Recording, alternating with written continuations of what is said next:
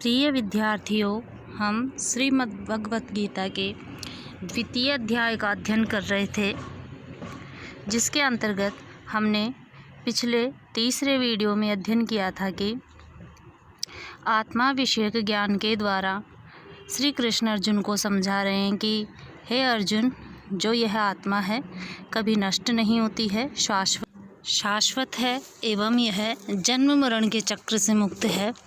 इसलिए तू अपने मित्रों एवं संबंधियों के विषय में चिंता न कर, युद्ध के लिए तैयार हो जा।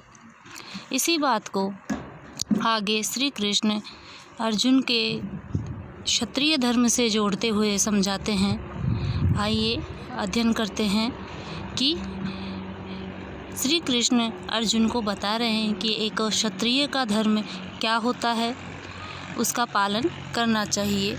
आइए देखेंगे हमारा पद्य। स्वधर्मम् अपि चावेक्ष्य न विकम्पितुमर्हसि, धर्मात् हि युद्धात् श्रेयो अन्यत् क्षत्रियस्य न विद्यते।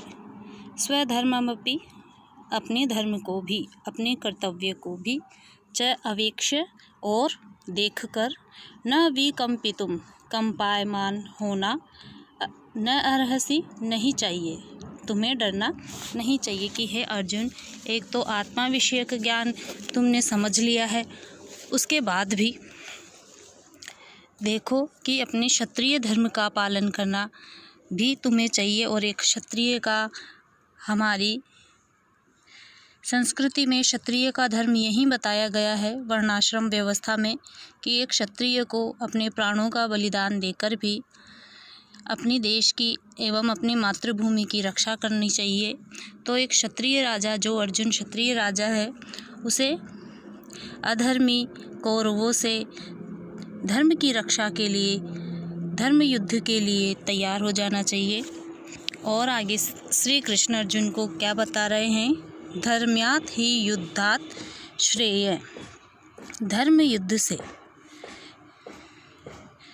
श्रेय कल्याणकारक, अर्थात धर्म युद्ध से कल्याणकारक, अन्यत् न क्षत्रियस्य विद्यते, क्षत्रिय के लिए अन्य कुछ भी नहीं है। देखिए, तो इस प्रकार से हमने इस पद्य में देखा कि श्री कृष्ण अर्जुन को बता रहे हैं कि अपने धर्म को देखकर भी तुम्हें भय करना उचित नहीं है, क्योंकि धर्मयुक्त युद्ध से बढ़कर क्षत्रिय के लिए दूसरा कोई श्रेष्ठ कर्म नहीं है। और आगे क्या कह रहे हैं? यदृच्छया चोपपन्नं स्वर्गद्वारम् अपावृतं, सुखिनः क्षत्रियः पार्थ लभन्ते युद्धम ईदृशम्। अर्थात यदृच्छया, जो अपने आप ही, च उपपन्नम प्राप्त हुए, स्वर्गद्वारम, स्वर्ग के द्वार रूप, अपावृतम खुले हुए हैं, कि जो तुम्हें अपने आप ही, जो ये धर्म युद्ध मिला है और इसको लड़कर या वीर गति को प्राप्त करके जो तुम स्वर्ग को प्राप्त कर लोगे, सुखी न है, भाग्यवान क्षत्रिय लोग ही, पार्थ हे अर्जुन, लभन्ते प्राप्त करते हैं, युद्धम ईदृशम, इस प्रकार के धर्म युद्ध को। हे पार्थ, अपने आप ही मिले हुए और खुले हुए स्वर्ग के द्वार रूप इस प्रकार के युद्ध को भाग्यवान क्षत्रिय ही पाते हैं। भाग्यवानों को ही इस प्रकार का अवसर मिलता है कि वह धर्म युद्ध के लिए आगे आए, धर्म की रक्षा करने में अपना योगदान दें। अथ चेत् त्वइमं धर्म्यं संग्रामं न करिष्यसि, ततः स्वधर्मं कीर्तिं च हित्वा पापम अवाप्स्यसि। इस पद्य में श्री कृष्ण कह रहे हैं कि अथ चेत, और यदि, तुम, इमं इस, धर्म्यम धर्म रूप, संग्रामम संग्राम युद्ध को, न करिष्यसि नहीं करोगे। हे अर्जुन, अगर तुम इस धर्म युद्ध को नहीं करोगे, ततः स्वधर्मम कीर्तिम च, और अपने धर्म को और अपने कुल के यश को, हित्वा नष्ट करके, पापम अवाप्स्यसि पाप को प्राप्त करोगे। हे अर्जुन, युद्ध करना क्षत्रिय का कर्तव्य है। ऐसा न करने पर तुम अपने धर्म का और कीर्ति को खोकर प्राप्त हो जाओगे। अकीर्ति चापि भूतानि कथयिष्यन्ति ते अव्ययां, संभावितस्य च कीर्ति मरणात् अतिरिच्यते। है अर्जुन, अकीर्तिम और अपयश को च अपि और भी भूतानि सभी लोगों के कथयिष्यन्ति कहेंगे, सभी लोग हैं जो तुम्हारे कुल के अपयश को कहेंगे। ते अव्ययाम जो कैसी है बहुत काल तक रहने वाली है। संभावितस्य माननीय पुरुष के लिए च अकीर्ति अपकीर्ति मरणात् अतिरिच्यते मरण से भी बढ़कर होती है। तो इस पद्य में देखिए श्री कृष्ण अर्जुन को समझा रहे हैं कि हे अर्जुन, सब लोग तेरी बहुत काल तक रहने वाली अपकीर्ति को भी कहते रहेंगे, बहुत समय तक तुम्हारे बारे में बुरी बात करते रहेंगे और इस प्रकार से अपकीर्ति माननीय पुरुष के लिए मरने से भी अधिक होती है। अगले पद्य में श्री कृष्ण अर्जुन को बता रहे हैं कि भयात् ऋणात् उपरतं मन्स्यते त्वां महारथः येषां च त्वं बहुमतो भूत्वा यास्यसि लाघवम्। हे अर्जुन, भयात् भय के कारण, ऋणात् रण से युद्ध से, उपरतम भागा हुआ, मन्स्यते मानेंगे, त्वाम तुम्हें, महारथी लोग जो महारथी लोग हैं वह तुम्हें रण से भागा हुआ मानेंगे। येषां च जिनमें तुम त्वं बहुमतः भूत्वा बहुत माननीय होकर, यस्यसि लाघवम लाघवता तुच्छता को प्राप्त करोगे। कि देखो अर्जुन करुणा के कारण प्रियजनों और परिजनों से युद्ध नहीं करना चाहता था, परंतु उसके हृदय का भाव न समझकर लोग उसे युद्ध से भागा हुआ ही मानते। इसलिए श्री कृष्ण अर्जुन को समझा रहे हैं कि हे अर्जुन, जिनका तू बहुत माननीय होकर तुच्छता को प्राप्त होगा, वे महारथी लोग तुझे भय के कारण युद्ध से भागा हुआ मानेंगे। इस प्रकार से धर्म युद्ध करने पर अर्जुन को क्या मिलने वाला है उसके बारे में श्री कृष्ण बता रहे हैं। हतो वा प्राप्स्यसि स्वर्गम जित्वा वा भोक्ष्यसे महीम तस्मात् उत्तिष्ठ कौन्तेय युद्धाय कृत निश्चय। कि हे कुंती के पुत्र कौन्तेय, हतः वा प्राप्स्यसि स्वर्गम, अगर तुम हार गए अर्थात वीर गति को प्राप्त हो गए तो तुम्हें स्वर्ग मिलेगा। धर्म युद्ध करने के कारण अपनी मातृभूमि की रक्षा के लिए युद्ध करते हुए अगर तुम वीर गति को भी प्राप्त हो गए तो भी तुम्हें स्वर्ग मिलेगा। जित्वा वा भोक्ष्यसे महिम, महिम का तात्पर्य है पृथ्वी का। तो अगर तुम जीत गए तो इस धरती का, भूमि का उपभोग करोगे। तो दोनों ही स्थितियों में तुम्हारे लिए सही ही है। तस्मात् उत्तिष्ठ कौन्तेय, हे कुंती पुत्र, इसलिए तुम उठो, युद्धाय कृत निश्चय, और युद्ध के लिए दृढ़ निश्चय हो जाओ। यदि मारे गए तो स्वर्ग मिलेगा अथवा जीतकर पृथ्वी को भोगेगा। अतः हे अर्जुन, निश्चय करके युद्ध के लिए खड़ा हो जा। सुख दुखे समे कृत्वा लाभौ जयाजयौ ततो युद्धाय युज्यस्व नैवं पापम अवाप्स्यसि।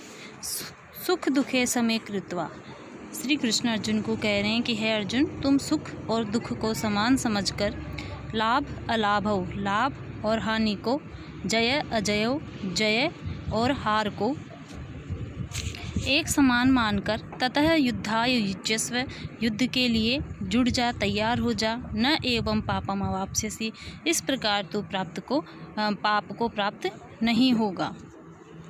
तो इस प्रकार से श्री कृष्ण ने अर्जुन को क्षत्रिय धर्म का कर्तव्य बताते हुए, क्षत्रिय धर्म को बताते हुए अर्जुन को समझाया एवं पहले आत्मा के विषय में ज्ञान दिया, आत्म विषय ज्ञान दिया, उसके बाद में क्षत्रिय धर्म बताया। अब है योग, कर्म योग। देखेंगे हमारे पद्य में, एषा ते अभिहिता सांख्ये बुद्धिर्योगे त्वमां शृणु बुद्ध्या युक्तो यया पार्थ कर्म बंधम प्रहास्यसि। हे अर्जुन, ऐसा जो आत्मा विषयक एवं जो ज्ञान विषयक मैंने जो बात तुम्हें बताई, ते अभिहिता सांख्य, ये तो सांख्य में है। जो आत्मा विषयक ज्ञान है उसको सांख्य योग कहा है।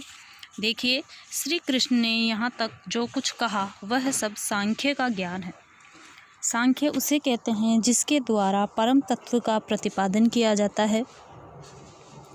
शुद्ध आत्म तत्व विज्ञान को सांख्य कहते हैं। साधारण भाषा में कहे तो सांख्य का अर्थ है ज्ञान। आत्मज्ञान से शोक की सर्वथा निवृत्ति करके समत्व बुद्धि से स्वधर्म का आचरण करना सांख्य है। गीता की विशेषता सांख्य के ज्ञान को कर्म के साथ जोड़ देने में ही है, क्योंकि अकेला ज्ञान पंगु के समान है और ज्ञानहीन कर्म अंधा होता है। ज्ञान और कर्म का मेल गीता का कर्मयोग है। इसीलिए हमने अब तक सांख्य योग पढ़ा, अब हम पढ़ेंगे कर्मयोग के विषय में। तो इसी पद्य में श्री कृष्ण अर्जुन से कह रहे हैं कि हे अर्जुन, तुमने ये जो सारी बातें अब तक समझी वो सांख्य के विषय में थी, और अब तुम इसको कर्मयोग के विषय में, निष्काम कर्मयोग के विषय में जानो। बुद्ध्या युक्तो यया पार्थ कर्म बंधम प्रहास्यसि, क्योंकि इस प्रकार से हे अर्जुन, ज्ञान से युक्त जो कर्म है वही तुम्हें कर्म बंधन को नष्ट करोगे। बुद्धि से युक्त होकर ही तुम कर्म बंधन को नष्ट करोगे। हमारे इस पद्य से श्री कृष्ण निष्काम कर्म योग की शिक्षा दे रहे हैं। आइए देखते हैं। न इह विक्रमनाशो अस्ति प्रत्यवायो न विद्यते, स्वल्पमपि अस्य धर्मस्य त्रायते महतो भयात्। नहीं यह यहाँ पर इस संसार में न यह अभिक्रमनाश है, अर्थात इस प्रकार का यह निष्काम कर्म नहीं है कि जिसका फल नष्ट हो जाए। अभिक्रमनाश है अर्थात आरंभ का नाश। तो किए हुए निष्काम कर्म का फल कभी न कभी मिलता है, इसलिए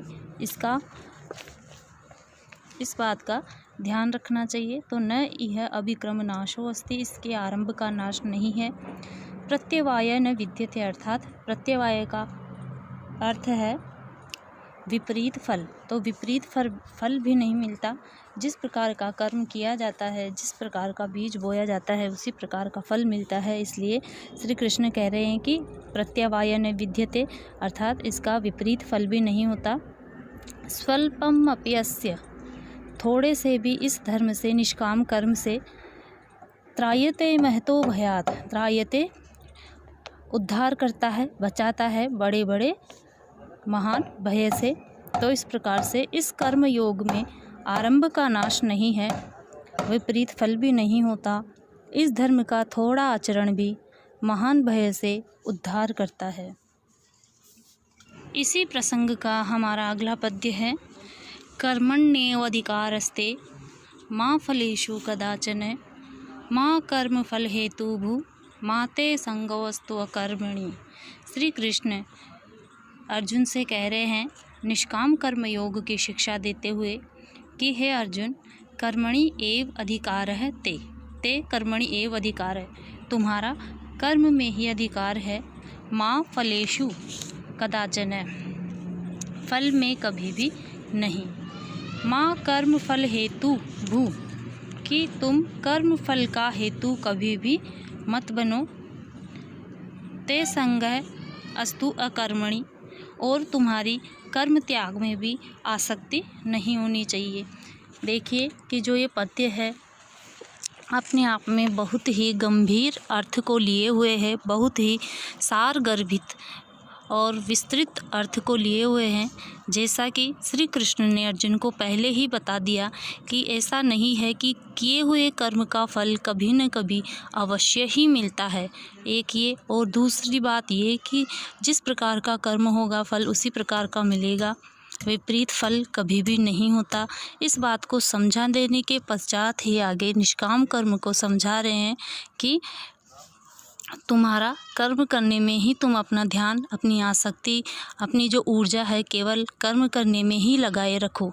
और लेकिन किस कर्म का फल किस प्रकार का होगा, कब मिलेगा, तो इस प्रकार की बात में अपनी ऊर्जा एवं समय नष्ट मत करो, जबकि तुम पूरे तन मन से कर्म करने में ही लगे रहो। माँ कर्म फल हेतु भू, की कर्म कर्म का फल किस प्रकार से होगा, कब मिलेगा, इस बात में ही चिंतन मनन मत करते रहो, क्योंकि ते संग अस्तु कर्मणि। फिर बाद में एक बात और बताई है कि तुम इस प्रकार से सोचो कि निष्काम कर्म करना है। तो निष्काम कर्म करने का मतलब ये नहीं है कि कर्म से ही आसक्ति हटा लेनी चाहिए, कर्म करने से ही दूर हो जाना चाहिए। निष्काम कर्म करने का यही मतलब है कि उसके फल के चिंतन मनन में नहीं लगा रहना चाहिए। जिस प्रकार का हम कर्म करेंगे उसी प्रकार का उसका फल अवश्य ही किसी न किसी रूप में मिलेगा। इसलिए श्री कृष्ण ने इस पद्य में बताया है कि अनंत ज्ञान और आनंद अस्थिर होकर इधर उधर भटकने से नहीं मिलता। हमारे आसपास चारों ओर ज्ञान है। ज्ञानवान होने का एक ही राजमार्ग है, दृढ़ बुद्धि से कर्तव्य का पालन करना और क्रियाशील रहकर भी कर्म के दोषों से बचे रहना। इसी महाभाव की पूर्ति के लिए गीता ने ये श्लोक बताया है और इसी में बताया है कि कर्म करने में ही अर्जुन तेरा अधिकार है, फल में कभी नहीं। कर्मों के फल की वासना वाला मत हो, क्योंकि इस प्रकार से तुम्हारी ऊर्जा और तुम्हारा समय नष्ट हो जाएगा। इसलिए कर्म न करने में भी तेरी आसक्ति नहीं हो। ऐसा भी नहीं हो कि तू कर्म करना ही छोड़ दे, क्योंकि तुम्हें कर्म हर स्थिति में अवश्य ही करने चाहिए। तो इस पद्य में 4 बातें प्रमुख रूप से निकल कर आती है कि कर्म करने में ही तेरा अधिकार है, फल में कभी नहीं। फल में इसलिए नहीं क्योंकि कर्म के फल देना ईश्वर का काम है। वह सबके लिए सही व्यवस्था रखता है। उसको पता है कि मनुष्य के लिए क्या करना है, क्या उसके लिए सही है। इसलिए फल के बारे में चिंतन मनन करना उसी का कार्य है, आपका नहीं। कर्मों के फल वासना वाला न हो। और चौथी बात, कर्म न करने में तेरी आसक्ति न हो, अर्थात तुम्हें हमेशा कर्म करते रहना चाहिए। आगे अपने निष्काम कर्म योग की शिक्षा देते हुए श्री कृष्ण कह रहे हैं, योगस्थ कुरु कर्माणि संगम त्यक्त्वा धनंजय सिद्ध्यो सिद्ध्यो समो भूत्वा समत्वम योग उच्यते। कि हे अर्जुन, तुम योग में स्थित होकर संगम त्यक्त्वा आसक्ति को छोड़कर कर्म करो और सिद्धि असिद्ध्यो समो भूत्वा, सिद्धि और असिद्धि में, लाभ एवं हानि में, दोनों में समान रहकर कर्म करो, क्योंकि इस समानता की इस स्थिति को ही योग कहा गया है। मनुष्य वह है जो अपनी कर्म कुशलता और अनासक्ति से प्रकृति को असंतुष्ट होने का अवसर नहीं देता। ऐसा कर्म करने के लिए ही इस पद्य में कहा गया है कि हे धनंजय अर्जुन, आसक्ति को छोड़कर सिद्धि और असिद्धि में समान होकर योग में स्थित हुआ कर्मों को कर, क्योंकि इस प्रकार की जो समानता है उसी को योग कहा गया है। प्रिय विद्यार्थियों, देखिए, योग वैसे 12 प्रकार का प्रसिद्ध है। उनमें से भक्ति योग, कर्म योग और ज्ञान योग का गीता में प्रसंग अनुसार वर्णन आया है। यहाँ पे निष्काम कर्म योग का वर्णन किया गया है। आगे हमारा पद्य है, बुद्धि युक्तो जहाति ही है उभे सुकृत दुष्कृते तस्मात् योगाय युज्यस्व योगः कर्मसु कौशलम। अर्थात बुद्धि युक्त निष्काम कर्म से युक्त ज्ञान युक्त जहाति ही है, ज्ञान युक्त जो मनुष्य है वो यहाँ पे छोड़ देता है। उभे दोनों, सुकृत दुष्कृते पुण्य तथा पाप को। तो ज्ञानी मनुष्य, ज्ञान से युक्त होने पर मनुष्य पुण्य तथा पाप को दोनों को इस संसार में छोड़ देता है।